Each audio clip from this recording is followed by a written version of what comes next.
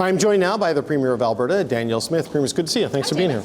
Yeah, this is talking about Line 5, right, which goes through Michigan and goes underwater, which the governor of Michigan has targeted. Are you talking about a clear plan to move ahead with the replacement for that? Oh, well, we definitely need to have the tunnel built for Line 5. I think what we're talking about is a backup plan because it looks to me like Enbridge slowly but surely is making their way through on a replacement on that line, and it's essential that they do that. But it has, I think, caused everyone to realize just how dependent we are, that we don't have an energy east that would have allowed us to be solely reliant or self-reliant. And I think that that's the conversation that we're having, is how can we have energy self-security? But is this a direct one-for-one replacement for Line 5 that you're sort of talking about there, or is this a separate pipeline that could maybe carry fuel to refineries on the Great Lakes? It would be a separate pipeline.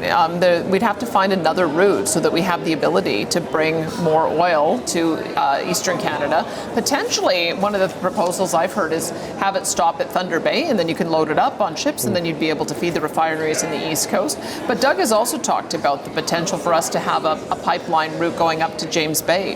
And then if you've got icebreakers, you can also find a way to get a route over to the East Coast and onto Europe. So I'm glad we're having these conversations, because I think we need to look at multiple different options. To get from Alberta, you got to go through Saskatchewan. Scott Moe was there. But there's Manitoba between Saskatchewan and Ontario, and Wab Kinew was not there for this today. What's the deal? I've been so happy with how constructive Premier Kinew has been in talking about wanting to build out this port-to-port-to-port economic corridor is what we're talking about, that would go from about somewhere around Port of Prince Rupert all the way through to Port of Churchill or thereabouts. And one of the things that we're watching as Manitoba goes forward is they're looking at new ways of engaging Indigenous partners.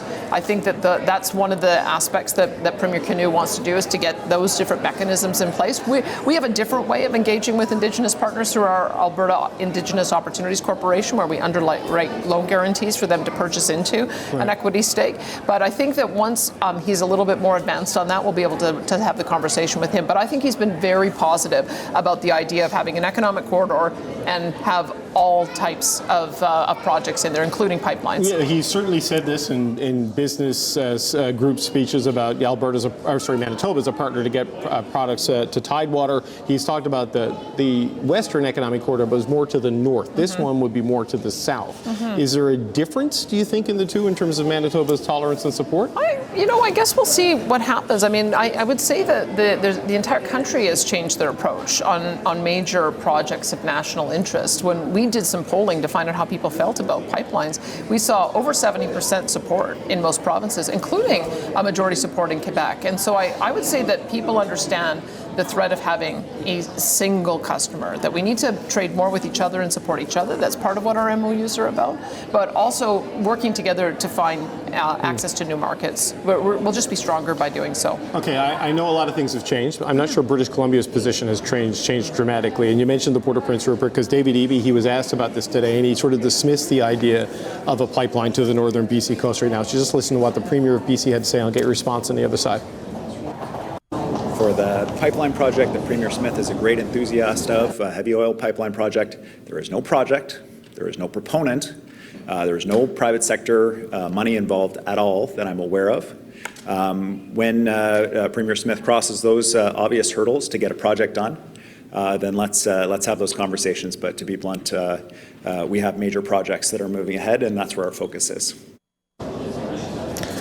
I'm getting some flashbacks to John Horgan and Rachel Notley. No. Should I? I mean, no. How optimistic are you with that kind of a comment? We have so much that we're working on with Premier Eby. I'm so supportive of LNG.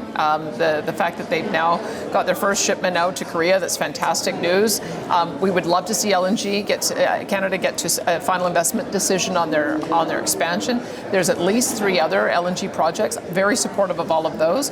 We're working together on trying to get ammonia shipped by rail to Port of Prince Rupert so that we can export to South Korea and Japan. And we're working on an intertie as well, because we think that our substantial wind and solar resources are really good backup for their hydro resources. So there's lots that we're working on together. We know that it's a stage gating, that there are certain projects right now that make more sense to do today, like the dredging of the Second Narrows and optimizing the Trans Mountain Pipeline, which the Premier has been very supportive of, as am I.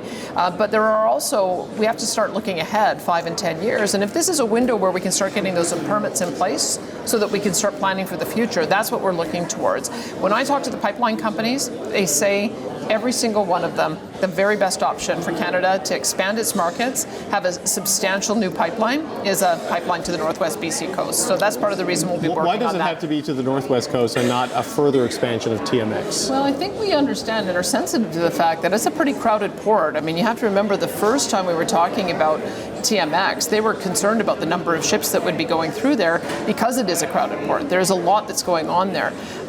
What I like about Port of Prince Rupert is that they have an expansion plan to try to be, I think, the second biggest port in Canada. We already are exporting propane from there. There's a potential option for LNG from there as well. And it really gives you a clear run to wide open deep sea with an 8-day delivery to Korea and to Japan. There's a little bit more navigation issues the further south that you go. Right. And so that's part of the reason why we're looking at Port of Prince Rupert. We think that's probably the best option. Okay, going back to what Premier Eby had to say, there is no proponent, there is no project. And you have argued that until federal regulations change, you probably won't get a proponent necessarily because of the uncertainty on the emissions cap and the tanker ban and these things. You've also said that you want a pipeline to be in the first wave of the fast-track national projects. The focus right now is getting C5 to work by building the social license, particularly with the national Indigenous groups. That seems to be the focus rather than changing the regulations. It may be the first wave of projects comes out before they do anything with the regulations. Can you live with that? Because I know this has been a real political flashpoint between you and the federal government. And I, based on what they say about wanting projects that are high chance of success and lots of support, I don't know if a pipeline is going to get there by the fall when it starts. I can tell you that Alberta, as the owner of the resource, we can be one of the guaranteed shippers on that line. Sure. And that's what we did an announcement with Enbridge in January, saying that we're prepared to do that. And we are prepared to do that. And so if we have to help to underwrite a proposal in that way by guaranteeing barrels so that others in the industry are able to have the confidence. That's normally the way pipelines get built, is they line up the producers first. And so the problem that we have is that the producers aren't going to line up as long as there's an emissions cap that would require them to curtail their production. So the sequencing, though, becomes a problem, right, for you and to meet the demands of the letter you sent. Which is why I'm asking for those 9 bad laws to be either substantially modified or repealed. And so we're working with, we have a working group together where we're hoping to be able to find some common ground on that. And that's what I am hoping for, that we would be able to have a Northwest BC Coast pipeline with the Pathways project, because I think that that's the marriage that we're looking at. If we can have a lower carbon product going through that pipeline, I think that helps to get the social acceptability. So we're working hard on getting both of those projects on the project list. Okay, and we'll see, because the timeline and the sequencing will be interesting. But before we let you go, Premier, the August 1st timeline, right? There's varying interpretations on what may or may not happen between now and then, because it all depends on the mood of the President of the United States, which is difficult to predict. Tim Houston and Susan Holt told me they're optimistic. How do you view it? Well, I haven't checked Truth Social today, so it could have changed in the last few minutes. But the latest that I saw was the Commerce Secretary Howard Lutnick downplaying the likelihood of an early agreement, talking about a renegotiated Canada-U.S. free trade agreement by next year, which was the timeline. And that's a bit disappointing. I think all of us would prefer to have the certainty, but I'm encouraged by the fact that the personal relationship between the Prime Minister and the President seems to be much improved from the previous Canadian Prime Minister. And so I just want to see the process play out. I know Dominic LeBlanc is planning to head on down to Washington again this week, and so the conversation continues on. We know that there are some particular sectors that are under threat: autos, steel, aluminum, now copper, pharmaceuticals, and maybe a couple of others, certainly timber. And so if we can work through each of those issues, come to some kind of agreement, and then have the larger negotiation around the Canada-US Free Trade Agreement next year, maybe that's the best we can hope for.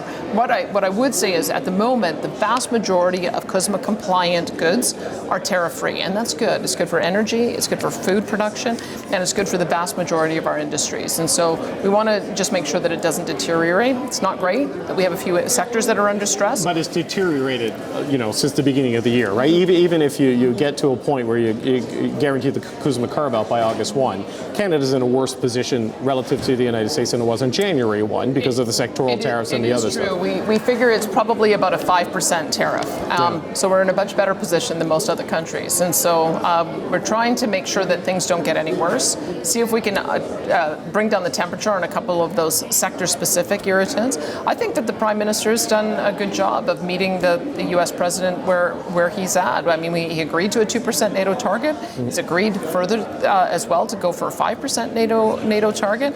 And he also decided not to implement the digital services tax. So I would say that that's a show of good faith. We haven't put in more retaliatory measures. If these are the kind of things that lead to an agreement, then I think his strategy will bear out. But it'd be nice to see a show of good faith from the United States at some point, wouldn't it, Premier? Don't you think? Because there's been a lot of give from Canada and not a lot of give back at this point. I guess, again, the other way I look at it is that the vast majority of goods coming out of Alberta are tariff-free, notwithstanding all the threats that there have been, notwithstanding the fact that it changes on a weekly basis. We do still end up having most of our goods going to the U.S. The tariffs that I hear our businesses complain about are the retaliatory tariffs that Canada has put on. And that's part of the reason why no one really wins a tariff war. It's far better if we can find a way to get the tariffs removed for the benefit of both consumers and in both countries. Okay, we've got to leave it there. Alberta Premier Danielle Smith, always appreciate the time. Yeah, thanks.